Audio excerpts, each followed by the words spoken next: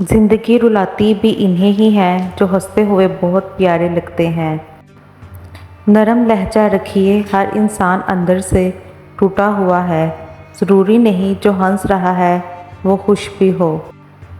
دوپٹے کی قیمت 200 یا 300 ہوگی، لیکن جب تم سر پر اوڑھ لیتی ہو تو عزت لاکھوں کروڑوں کی ہو جاتی ہے۔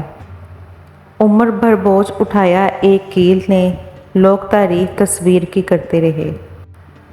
ہر 2 ماہ کے بعد گھر کی عورتوں کو بھی گھریلو کام کاج سے 1 ہفتے کی چھٹی دینی چاہیے تاکہ وہ باہر گھوم پھر کے آئیں اور ان کی طبیعت میں تازگی آئے۔ اس میں آپ کی کیا رائے ہے؟ دل دکھتا ہے تو آیتیں مرہم کا کام کرتی ہیں، نہ تو تیرے رب نے تجھے چھوڑا ہے اور نہ وہ بیزار ہوا ہے۔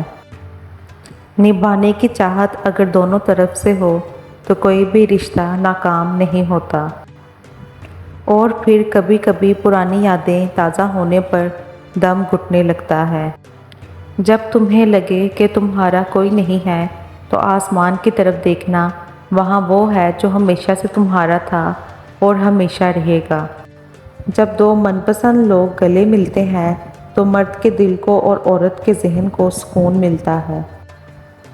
لہجے کتنی دیر تک میٹھے رکھنے ہیں یہ ضرورت طے کرتی ہے۔ دوستی اور رشتوں کی گہرائی کا احساس الفاظ سے نہیں، برتاؤ اور رویوں سے ہوتا ہے۔ جو شخص آپ کی قدر نہیں کرتا، اس سے چپ چاپ دور ہو جانا ہی بہتر ہے۔ محبت کمزور دلوں کا کام نہیں ہے، روحیں کانپ جاتی ہیں جب یار جدا ہوتا ہے۔ سب خفا ہے میرے لہجے سے، حالات سے واقف کوئی بھی نہیں۔ مسکراتے رہا کریں کیونکہ مسکراتے رہنا ہمارے نبی پاک صلی اللہ علیہ وآلہ وسلم کی سنت ہے۔ مجبوریاں رات دیر تک جگاتی ہیں اور ذمہ داریاں صبح جلدی اٹھا دیتی ہیں۔ آپ سے دل لگا کر سمجھ آیا، سوائے اللہ کے سب محبتیں جھوٹی ہیں۔ جو چھوڑ کے فی امان اللہ، جو ساتھ ہیں شکر الحمدللہ۔ قرآن پاک بار بار کہتا ہے، نہ امید نہ ہو، کمزور نہ پڑو، غمگین نہ ہو، بے شک اللہ ہر چیز پر قادر ہے۔ سب کچھ عارضی ہے، جذبات، خیالات، منظر، لوگ اور یہ دنیا۔